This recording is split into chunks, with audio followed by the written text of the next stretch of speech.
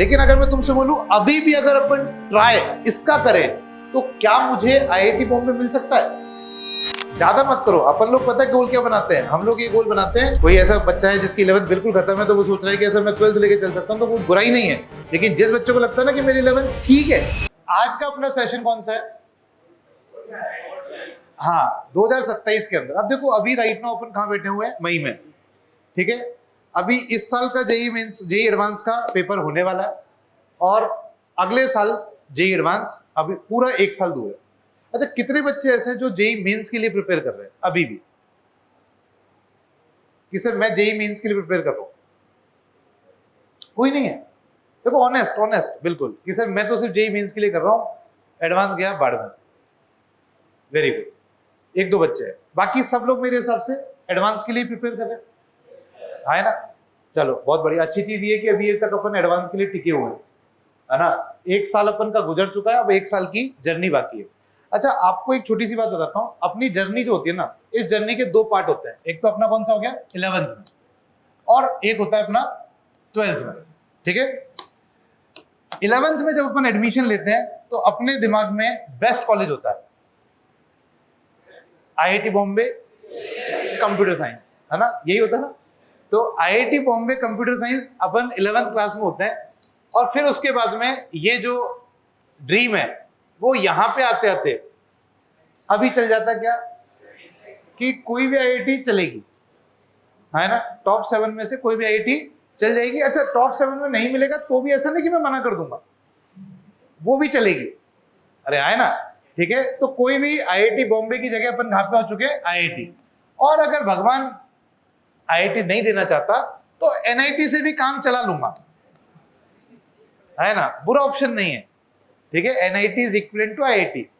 IIT Indian Institute of Technology, NIT National Institute of Technology. Indian और national एक ही तो है, ठीक है, क्योंकि अपन तो इंडिया में रहते हैं और इंडिया क्या है? एक तरह से राष्ट्र है। राष्ट्र मतलब क्या है? नेशन है, ठीक है।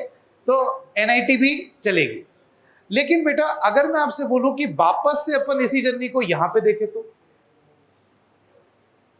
गोल बहुत इंपॉर्टेंट होता है, ठीक है। हम लोग गोल छोड़ दिए, हम लोगों ने गोल स्विच कर लिया कि भैया हमने इजी टास्क की तरफ आ गए। और कई लोग तो सोच रहे कि चलो ठीक है यार, कोई बात नहीं, एनआईटी आईआईटी छोड़ो, अपना कोई और छोटा मोटा कॉलेज मिल जाएगा, उससे भी काम चला लेगा, ठीक है। लेकिन अगर मैं तुमसे बोलूं अभी भी अगर अपन ट्राई इसका करें तो क्या मुझे आईआईटी बॉम्बे मिल सकता है? किसी को मिल सकता है? कोई बोलेगा कि सर मुझे भी नहीं मिल पाएगा, इतनी मेरी तैयारी है नहीं। क्योंकि ज्यादातर बच्चे, अगर मैं आपसे बोलूं कि जो जेई की प्रिपरेशन कर रहे हैं, 99% बच्चे ऐसे होते हैं जो ये बोलते हैं कि मेरी 11th खराब है सर। अगर मैं आज आपसे पूछूं क्लास में कि कितने बच्चों को ऐसा लगता है कि मेरी 11th सर बहुत बढ़िया है, एक भी हाथ खड़ा नहीं है। कितने बच्चों को ऐसा लगता है कि मेरी 11th बर्बाद है? कुछ हाथ खड़े हैं, ठीक है। या मेरी 11th ठीक ठाक है, बहुत ज्यादा स्ट्रॉन्ग तो नहीं है लेकिन हाँ ठीक ठाक है। तो कहने का मतलब 11th उतनी अच्छी किसी की नहीं। अब आप में से नहीं है, इसका मतलब पूरी दुनिया के अंदर ज्यादातर बच्चे ऐसे होंगे पूरे इंडिया के अंदर जिनकी 11th क्या है? ठीक ठाक है या ऑलमोस्ट बर्बाद की कैटेगरी में, है ना? क्योंकि 11th कभी अपने अंदर ये फीलिंग आ ही नहीं सकती कि 11th अच्छा है, ठीक है। अगर अपन सोचे ना, नॉर्मल 2 साल की जर्नी है, पहला कभी अच्छा लगेगा ही नहीं आपको। मान लो मैं एक एग्जांपल देता हूं, विराट कोहली खेला, ठीक है। विराट कोहली ने 100 रन बनाए किसी मैच के अंदर, ठीक है। कोई एक मैच चल रहा है, वनडे मैच, उसने 100 रन बनाए। उसने 100 रन कैसे बनाए? उसके दो पार्ट है, 100 रन के दो पार्ट है शांत। एक तो स्टार्टिंग के 50 और एक दूसरे 50, है ना? स्टार्टिंग के 50 जो थे, उस स्टार्टिंग के 50 के लिए उसने मान लो 75 बॉल खेली, ये उसका स्ट्राइक रेट था।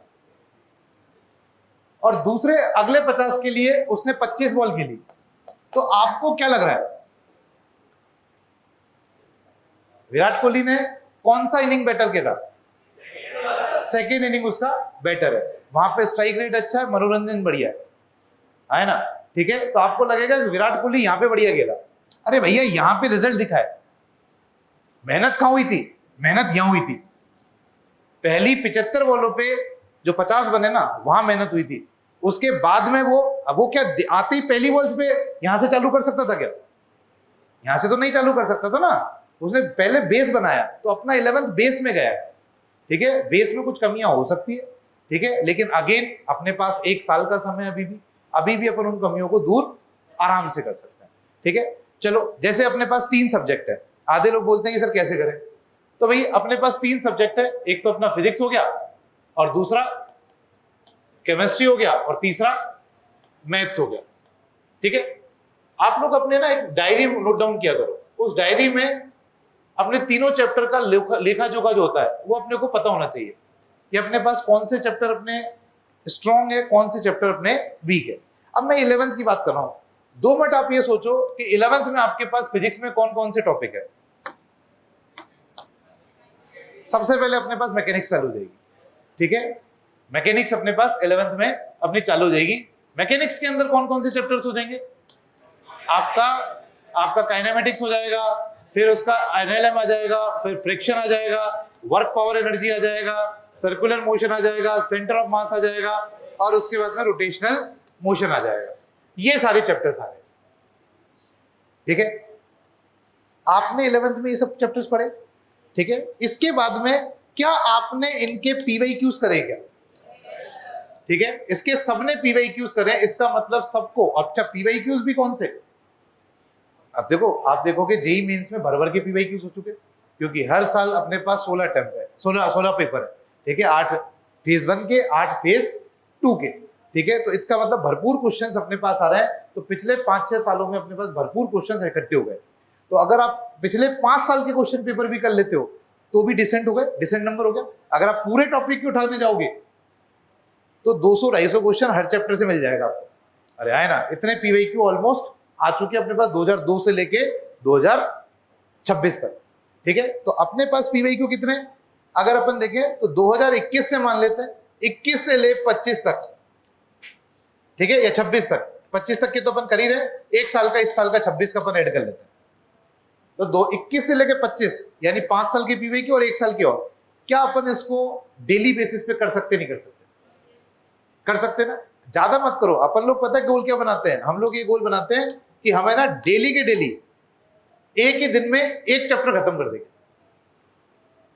चलो एक बात बताओ, एक दिन में एक चैप्टर खत्म करना क्या वो सही चीज है क्या? उससे चैप्टर समझ में क्यों नहीं आता? अगर मैं तुमसे बोलता हूं कि आज मैंने इलेक्ट्रोकेमिस्ट्री की क्लास ली और इलेक्ट्रोकेमिस्ट्री की क्लास जो है वो मैं सुबह चालू करता हूं 7 बजे और शाम को 7 बजे, 12 घंटे के अंदर कंप्लीट इलेक्ट्रोकेमिस्ट्री वो खत्म कर दूंगा, उससे क्या होगा? क्या आपको उससे समझ में आएगा?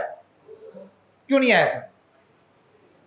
रीजन क्या है? क्यों आपको सुबह 7 से शाम को 7 के बीच में अगर मैं खत्म करता हूं तो समझ में क्यों नहीं आया? क्या रीजन? या उससे क्वेश्चन क्यों नहीं हुए? हाँ, टाइम के साथ एफिशिएंसी, मैं मान लेता हूं, चलो टाइम के साथ एफिशिएंसी भी आपकी कम नहीं हुई। और बताओ, मिस्टेक्स नहीं, कंटिन्यूस क्वेश्चन करा लो ना, जितने एग्जांपल्स अपन क्लास में करते हैं उतने एग्जांपल्स कर रहे हैं रेगुलर। मेरी तरफ से कोई कमी नहीं है, मेरी तरफ से क्वेश्चन के कंटेंट में 1% का इशू नहीं है। अब बताओ, हाँ उधर से कुछ आवाज आया? माइंड मैप नहीं बन पाएगा, नहीं मैं बनवाता जाऊंगा, है ना, डिटेल में ही पढ़ाएंगे। हाँ, एक्चुअली रीजन ये, यहां पे रीजन क्या है? टाइम। ठीक है, एक्चुअली जो टाइम होता है ना, डाइजेशन टाइम होता है। ठीक है, हम उस चैप्टर के साथ कितना समय गुजारते हैं। चलो आज मैं तुमसे पूछता हूं, 2 + 2 कितना होता है? 4। क्यों? ये आपको इतनी जल्दी कैसे आ गया? आपने इसके साथ बहुत समय गुजारा। आप बचपन में गुप्ता जी को सुनाते थे, फिर आपके एलकेजी वाले मैम को सुनाते थे, फिर आप फर्स्ट में सुनाते थे, सेकंड में सुनाते थे, और आज आप 12वीं क्लास में आ गए हो और मैं आज भी पूछ रहा हूं आपसे कि 2 + 2 कितना है? तो कितना हुआ? 4। अब कहानी क्या है, ये जो समय गुजारा है ना आपने, इसके साथ कितना समय गुजार लिया? ऑलमोस्ट 10 से 12 साल गुजार लिया अपन ने, है ना, 10 से 12 साल गुजार लिया। तो आज ही अपने टिप्स पे, तो हमको क्या करना है, किसी भी चैप्टर के साथ समय गुजारना है। तो समय गुजारने का मतलब क्या है? अब तुम सोचो, मैं डेली काइनेमेटिक्स के 2-2 क्वेश्चन कर रहा हूं, डेली काइनेमेटिक्स से कितने क्वेश्चन कर रहा हूं? 2-2 क्वेश्चन कर रहा हूं। तो क्या मुझे काइनेमेटिक्स कुछ समय के बाद में आसान लगने लगेगा? क्यों लगने लगेगा? क्योंकि मेरा डाइजेशन टाइम उस चैप्टर के साथ कितना हो गया। मान लो अगर मैंने 15 दिन किया या 20 दिन किया, तो 20 दिन तक मैं उस चैप्टर के साथ लगातार एंगेज हूं। तो मेरा डाइजेशन टाइम है वो ये जो 15 दिन या 20 दिन। आप कोई भी चैप्टर अपन करते हैं, लेट सपोज अपन केमिस्ट्री के अंदर अपन ने, लेट सपोज अपन ने मोल कंसेप्ट लिया, पहला चैप्टर। तो मोल कंसेप्ट के अंदर अपन ने कितने लेक्चर लिए? लेट सपोज 20 लेक्चर लिए, ठीक है। 20 लेक्चर में अपन ने मोल कंसेप्ट खत्म कर दिया। तो 20 लेक्चर क्या हो गया? डाइजेशन टाइम हो गया। आपने 20 लेक्चर तक इस टॉपिक को पढ़ा, तो आपके दिमाग में थोड़ा थोड़ा थोड़ा थोड़ा घुसने लगेगा। अगर मैं 20 की जगह इसको 40 कर दूं तो और घुसने लगेगा। वो बात ये कि अपन पंचवर्षीय योजना लेके नहीं आए, ठीक है, कि 5 साल में सिलेबस करना है, ठीक है। सिलेबस अपने को टाइम पे करना है, इसलिए 20 लेक्चर में अपन करेंगे, एफिशिएंटली काम खत्म कर लेंगे। लेकिन हाँ, ये 20 लेक्चर के अंदर क्या है, अपन ने टाइम दिया, तो आपको ये चीज समझ में आई। अब मैं आपसे बोलता हूं कि आपके जो टॉपिक्स हैं, इन टॉपिक्स के आपने 2-2 क्वेश्चन उठा लिए, फिक्स 2-2 ज्यादा लगता है 1-1 उठा लो, ठीक है। अगर 2-2 कम लगता है तो 3-3 उठा लो। अगर आप इसके 2-2 क्वेश्चन भी उठाओगे तो 2, 2, 4, 2, 6, 2, 8, 2, 10, 2, 12 और 2, 14 क्वेश्चंस आपको पर डे करने, ठीक है। कितने क्वेश्चंस करने? 14 क्वेश्चंस पर डे करने।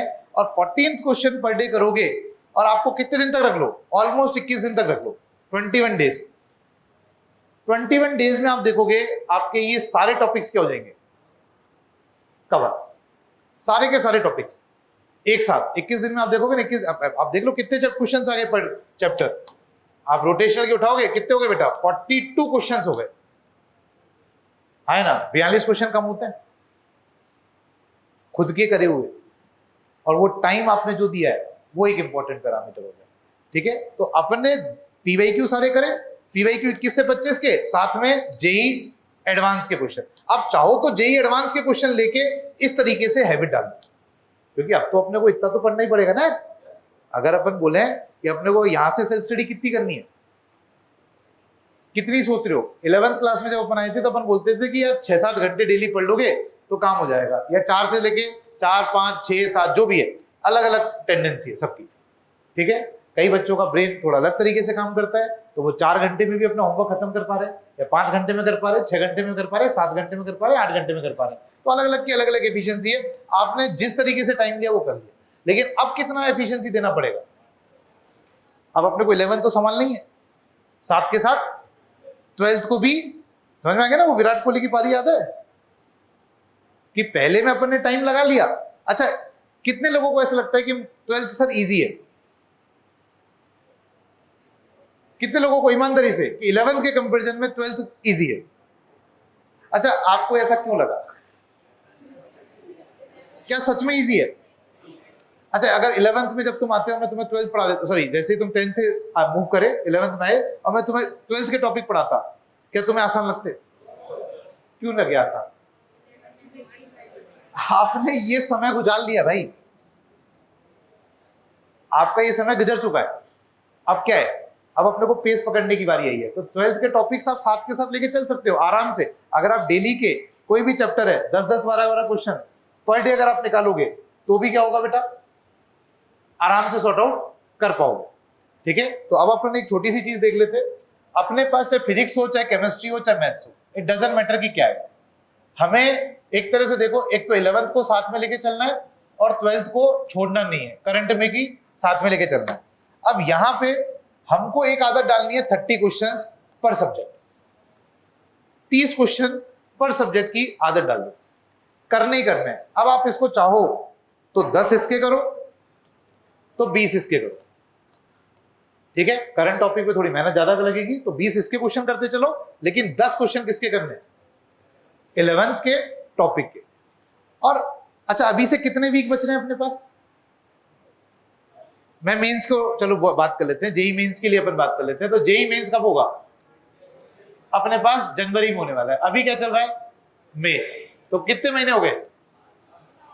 हाँ, 7 महीने हो गए, 7-8 महीने के आसपास है अपने पास। अरे आए ना, तो 7 महीने अपने पास है। तो 7 महीने में अपन क्या कर सकते हैं? 7 महीने यानी कितने वीक हो गए, एक तरह से बोलूं तो 28 वीक हो गए। अगर मैं एक महीने में 4 week on an average consider कर लूं, इससे ज्यादा ही होंगे, लेकिन 28 वीक अभी भी है नहीं है। अब 28 वीक है, आपके पास 10 क्वेश्चन है per day. 10 question per day, आपके एक वीक के कितने हो गए, 70 क्वेश्चन हो गए। इनटू कितने हो गए बेटा आपके पास, हाँ, इनटू 28। इतने क्वेश्चंस आप ये मान लो कि आपको 11th क्लास के करने ही करने। और टॉपिक्स कैसे सिलेक्ट करोगे, टॉपिक्स मैकेनिक्स एक टॉपिक है, ठीक है। फिजिक्स में अगर मैं बोलूं तो फिजिक्स में क्या है, फिजिक्स में मैकेनिक्स एक टॉपिक है।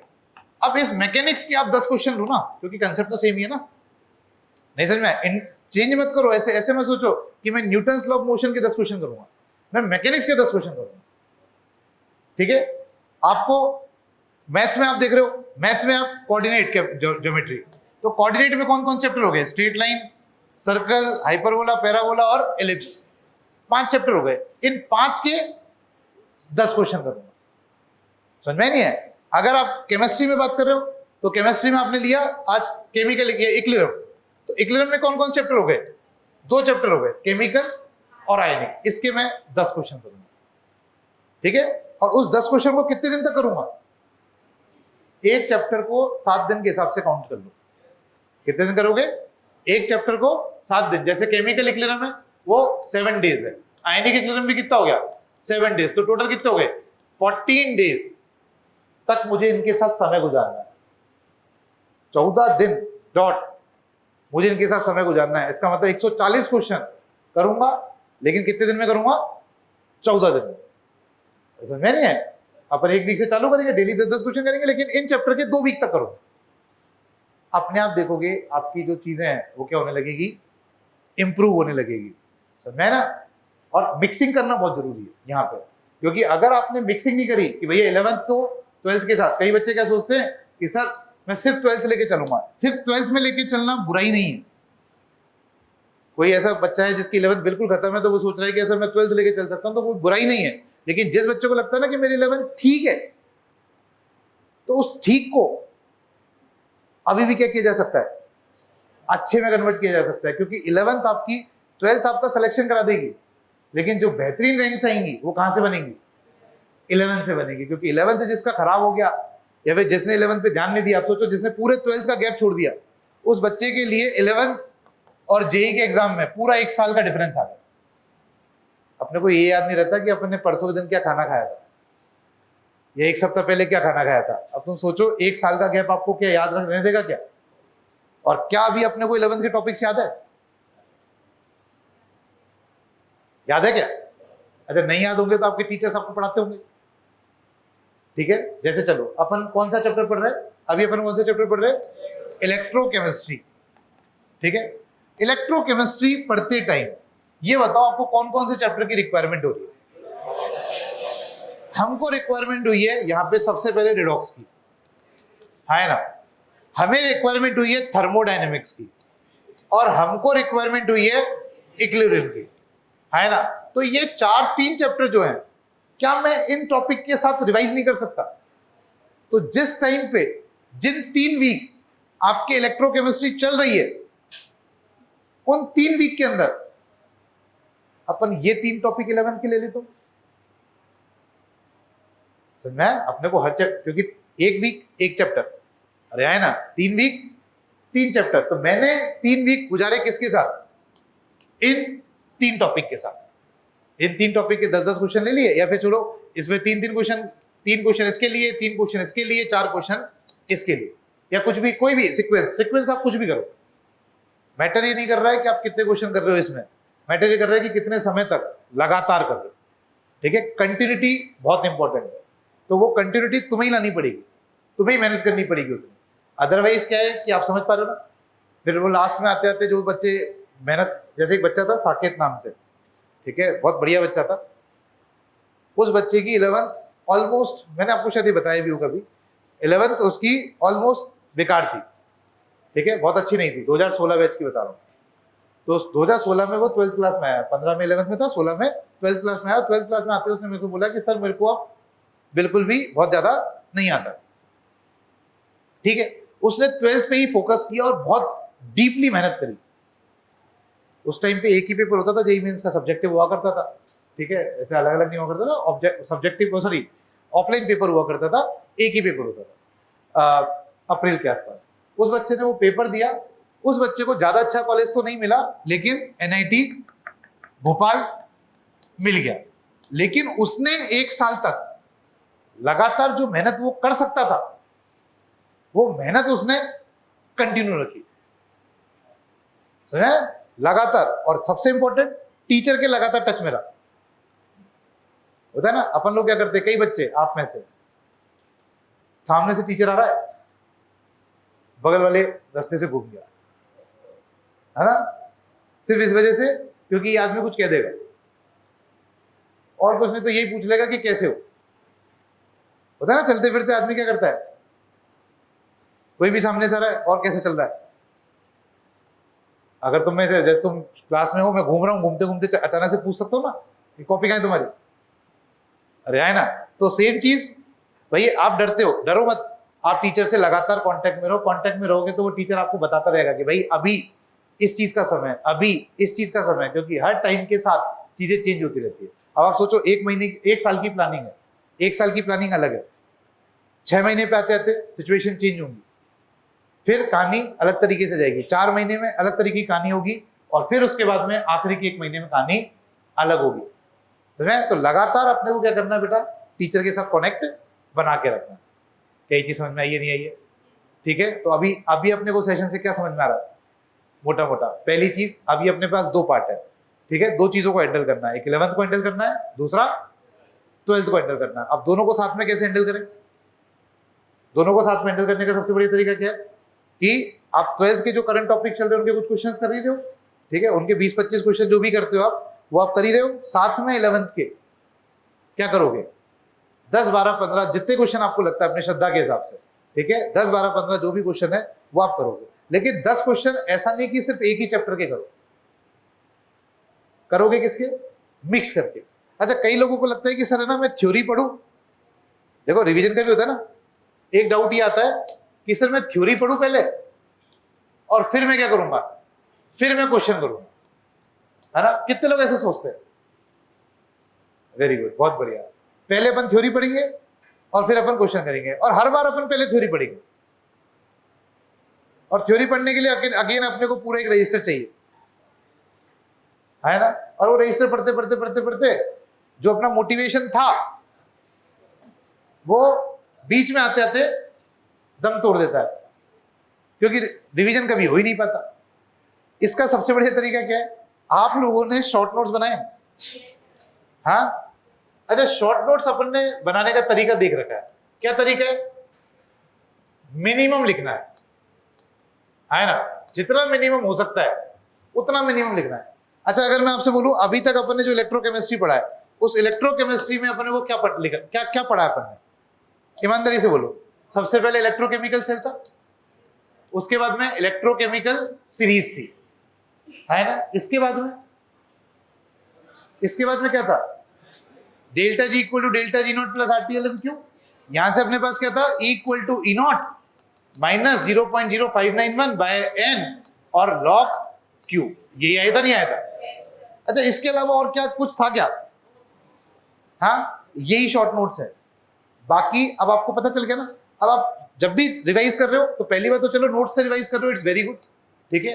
लेकिन अगर आपको क्वेश्चन करने हैं तो आप शॉर्ट नोट्स देख लो कि शॉर्ट नोट्स में मुझे मिनिमम रिक्वायरमेंट कितनी है, समझे। अब मुझे मिनिमम रिक्वायरमेंट पता चल गया कि नास्ट इक्वेशन है, यहीं से आधी कहानी खत्म हो जाएगी। अब आप क्वेश्चन कैसे करोगे, क्वेश्चन करने के सबसे बड़ी तरीका, पहले क्वेश्चन जो करोगे वो आपके होने चाहिए नोट्स के, ठीक है। ऑर्डर भी भैया, ये भी बहुत इंपॉर्टेंट है कि ऑर्डर कौन सा रखें, मेंटेन कौन सा हो। तो सबसे पहले नोट्स के क्वेश्चन, क्योंकि नोट्स के क्वेश्चन आपने कर रखे, ठीक है। ध्यान रखना, आप 10 बुक करते हो अलग अलग, उसका बेनिफिट कम होगा, लेकिन एक बुक को 10 बार करोगे उसका बेनिफिट अलग जाएगा, ठीक है। अपन तभी तो बोलते हैं कि पीवाईक्यू जितनी बार प्रैक्टिस करोगे, मल्टीपल प्रैक्टिस करोगे, उतना ज्यादा बेनिफिशियल होने वाला है। तो पहले नोट्स के क्वेश्चन कर लो, पूरे नोट्स के क्वेश्चन वापस से होने चाहिए। उसमें क्वेश्चन करने में कुछ नहीं है, आपने पहले ही क्वेश्चनों को एक पीडीएफ बना के या फिर एक A4 साइज के पेपर पे जितने क्वेश्चन क्लास में लिखाए वो सारे सिर्फ क्वेश्चन लिख लिए, आंसर नहीं लिखे, अलग से सेग्रीगेट करके। क्या लिख सकते नहीं लिख सकते? अब जब भी मुझे रिवाइज करना है मैं क्या करूंगा, वो पीडीएफ निकालूंगा या फिर वो अपना पेपर निकालूंगा A4 साइज का, और उस A4 साइज के पेपर पे क्वेश्चन नंबर 1 देखूंगा। लिखने से ज्यादा अपन मन में सोच पाते हैं कि ये क्वेश्चन मुझसे सॉल्व होगा या नहीं होगा। अगर मुझे आता है, अपन देख पा रहे, मन में स्टेप कर पा रहे कि ये ऐसे होगा, ये ऐसे होगा, ये ऐसे होगा, क्योंकि वो क्वेश्चन अपना करा हुआ है पहले, ठीक है, तो ठीक है। नहीं होता है तो फिर अपन उसको वापस से सॉल्व करने की कोशिश कर लें। समझ में आ गया? तो सबसे पहला स्टेप कौन सा होगा? क्लास नोट्स के क्वेश्चन, ठीक है। वो जो 10 क्वेश्चन लेने ना अपने को, वो 10 क्वेश्चन कौन से होंगे? क्लास नोट्स सबसे पहले। उसके बाद में अब आपने उठाए कौन से? पीवाईक्यूज, ठीक है, हर टॉपिक के पीवाईक्यूज। अब आप एडवांस को प्रिपेयर करो, तो भाई अभी अपने पास समय भी है, तो अपन कोशिश किसके करते हैं? पहले जेई एडवांस को प्रायोरिटी दूंगा। अभी अपनी प्रायोरिटी लेवल कौन होगा? एडवांस, ठीक है। एडवांस को अपन पहले प्रायोरिटी देंगे क्योंकि अपना एडवांस मेजर गोल है, ठीक है। क्योंकि अपनी अंतिम लड़ाई और जो ओरिजिनल लड़ाई है वो किसकी है? मेंस की तो नहीं है ना। आईआईटी जेई की प्रिपरेशन कर रहे हैं तो क्या मैं एनआईटी में जाने के लिए कर रहा हूं क्या? प्रिपरेशन तो अपन आईआईटी में जाने के लिए कर रहे हैं ना। अपन फोकस किसको कर लेते हैं? जेई मेंस को। तो भैया मेंस फोकस नहीं है अभी राइट नाउ, अभी फोकस किसका है? एडवांस। तो एडवांस के जो पीवाईक्यूज हैं वो अपनी सेकंड प्रायोरिटी हो। 10 क्वेश्चन लेने अपने हर दिन, तो पहले नोट्स के लोगे, फिर पीवाईक्यू लोगे, देन आफ्टर अपन किसके लेंगे बेटा? इसके बाद में अपन जेई मेंस के क्वेश्चंस जो है वो आप ले सकते हो, लेकिन पहली प्रायोरिटी ये है, सेकंड प्रायोरिटी ये है। इसके बाद अगर कुछ, पहली बात तो देखो यहाँ पे क्वेश्चन खत्म ही नहीं होते, यहां तक आते आते आपकी जो अपन बोले थे ना 10-10 क्वेश्चन करने हैं, तो आप अगले टॉपिक में मूव कर चुके होंगे। लेकिन अगर इसके बाद भी हिम्मत बच जाती है तो फिर इसके बाद में क्या है बेटा? अपने पास बहुत सारी चीजें आपने जो पहले भी कर रखी है, मॉड्यूल में बहुत सारे क्वेश्चंस हैं, साथ में नोट्स भी है, सॉरी मॉड्यूल में भी है, डीपी भी है, ये आप देख सकते हो, है ना। और अगर उसके बाद भी हिम्मत लगती है, थोड़ी बच रही है, तो आप अपने टीचर से कनेक्ट कर लें, वो टीचर आपको बहुत सारे क्वेश्चन प्रोवाइड करते हैं, ठीक है। लेकिन हाँ, मुझे ऐसा लगता है एज ए स्टूडेंट यहां पे और यहां पे आते आते आपके रिवीजन के वो 10 क्वेश्चन हर चैप्टर के कंप्लीट हो चुके होंगे, क्योंकि यहीं पे नहीं करते हुए आपको 200 क्वेश्चन तो यही मिल जाएंगे, और आपके टीचर ने कहीं नहीं करते हुए एक चैप्टर में 50 क्वेश्चन तो कराई होते हैं, 40 से 50 क्वेश्चन। बताओ क्या गलत कह रहा हूं क्या? ठीक है, तो ये क्वेश्चंस आपके रिपीट मोड पे चलेंगे। अच्छा, इन क्वेश्चन से एक फायदा और होगा। क्या फायदा होगा बताता हूं। आपके जैसे फॉर एग्जांपल आपको पीवाईक्यू में मान लो कोई क्वेश्चन ऐसा आया जो यहां पे एक अलग कंसेप्ट यूज कर गया जो आप क्लिक नहीं कर पाए, तो आपने उस कंसेप्ट को यहां पे लिख लिया, ये फलाना है और ये जेई एडवांस 2017 में आया या 18 में आया, ठीक है, और उस पर स्टार मार्क कर लिया। अब पता क्या होगा, जब आप शॉर्ट नोट्स पढ़ोगे ना, उस कंसेप्ट को देखते देखते आपको जेई एडवांस का क्वेश्चन याद आ जाएगा कि क्वेश्चन क्या था। तो आपके बाय डिफॉल्ट शॉर्ट नोट्स और क्वेश्चंस ये क्या हो जाएंगे? सिंक हो जाएंगे, ठीक है, कि भैया पीवाईक्यू कहां पे इसमें आया, तो आप शॉर्ट नोट देखते देखते अपने पीवाईक्यू को भी आगे जाके बहुत तेजी के साथ एक पेज के अंदर रिवाइज कर दो। समझ में आई बात? ठीक है, और आगे सुनो। अब ना आप जेई एडवांस का पेपर देते हो, मेंस का देते हो, ठीक है। एक चीज होती है, जेई मेंस का जब अपन पेपर देते हैं ना, तो अपन बोलते हैं कि स्कोर क्या रहा, मतलब अपन क्वेश्चन स्कोर करते हैं, मार्क्स स्कोर करते हैं, ठीक है। अच्छा, आपने देखा भी होगा जेई मेंस में 280 भी आते हैं, 290 भी आते हैं, 295 भी आते हैं, कई के 300 परफेक्ट भी आते हैं, है ना। जेई मेंस में 300 में से 300 लाए जा सकते हैं। क्या जेई एडवांस में ऐसा हुआ है क्या आज तक कि पूरे में से पूरे आ गए हो? चाहे 5 नंबर ही घटा है, 4 नंबर ही घटा, लेकिन पूरे में से पूरे लाना थोड़ा सा मुश्किल है, ठीक है। अब देखो बेटा, अगर जेई एडवांस की बात करें तो जेई एडवांस में मैं तुमसे बोलता हूं कि मार्क्स स्कोर होते नहीं है, मार्क्स चुराए जाते हैं, ठीक है। मेंस में स्कोर करना होता है, एडवांस में मार्क्स चुराना होता है। अब सोचो ना यार, जिसके 50% मार्क्स है उसकी टॉप 2000 में रैंक है, जिसके 60% मार्क्स है उसकी 500 के अंदर रैंक है, जिसके 70% मार्क्स है उसके 100 के अंदर रैंक, 71% पे एग्जैक्ट 100 है। लास्ट ईयर का डेटा बता रहा हूं। अब सोचो 10-10% पे रैंक्स में चेंजेस देखो, है ना। अभी मैं आपको मोटे चलते चलते 10% बढ़वा देता हूं, आपके आराम से बढ़ा लोगे। अच्छा, आप लोगों ने सुना होगा जेईई एडवांस में एक आता है मोर देन वन करेक्ट, है ना। अभी तक तो क्या होता था मोर देन वन करेक्ट में, अगर आप एक ऑप्शन टिक करते हो, ठीक है, मान लो मोर देन वन करेक्ट में अपने पास आया एबीसी ऑप्शन, मान लो एबीसी करेक्ट आंसर है, ठीक है, समझ में आ गया। अब इसमें क्या होता है, अगर आपने ए सेलेक्ट किया तो आपको +1 मिलेगा, ए और बी सेलेक्ट किया तो +2 मिलेगा, और ए बी सी तीनों सेलेक्ट कर लिया तो +4 मिलेगा, है ना।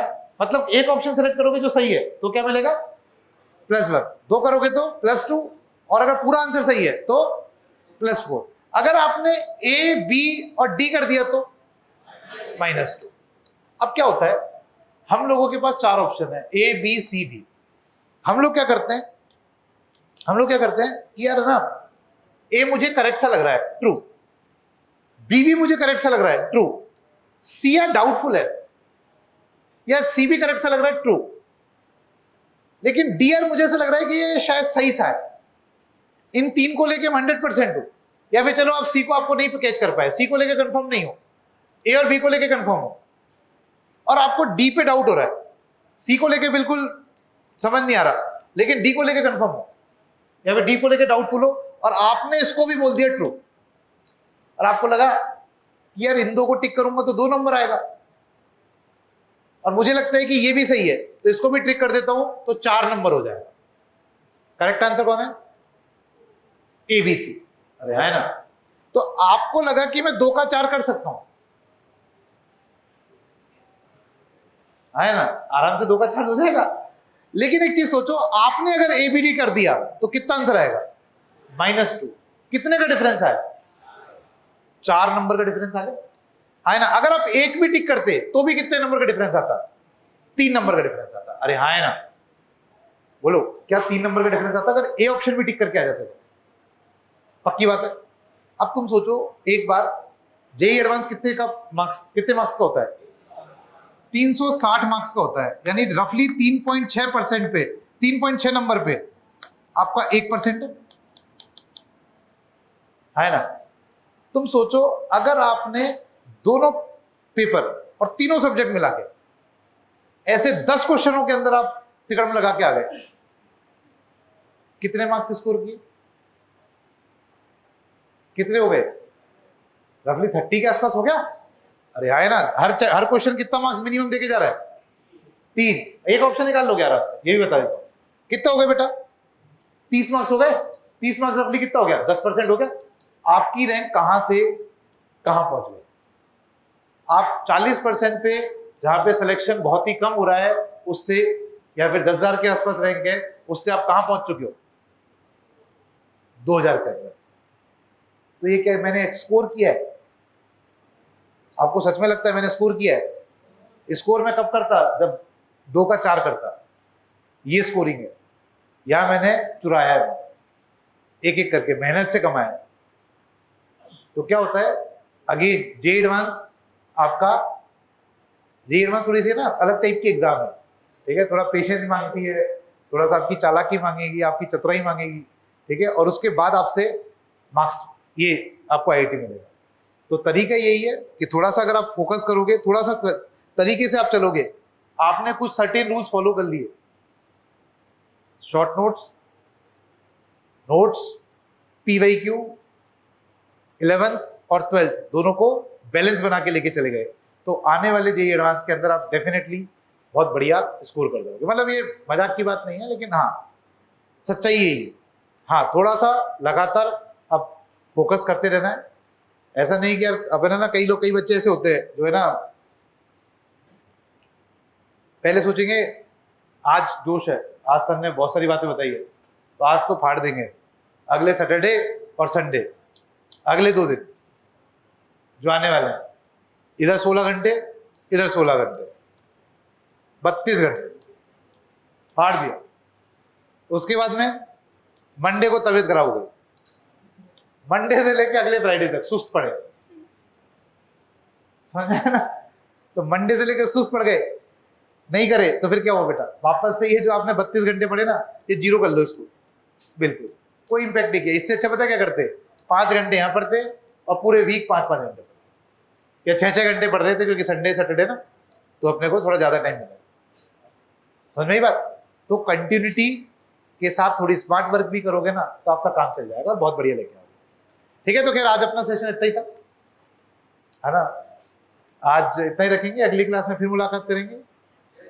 तब तक के लिए सावधान रहना, सतर्क रहना और पढ़ते रहना। ठीक है, ओके, टाटा, बाय बाय।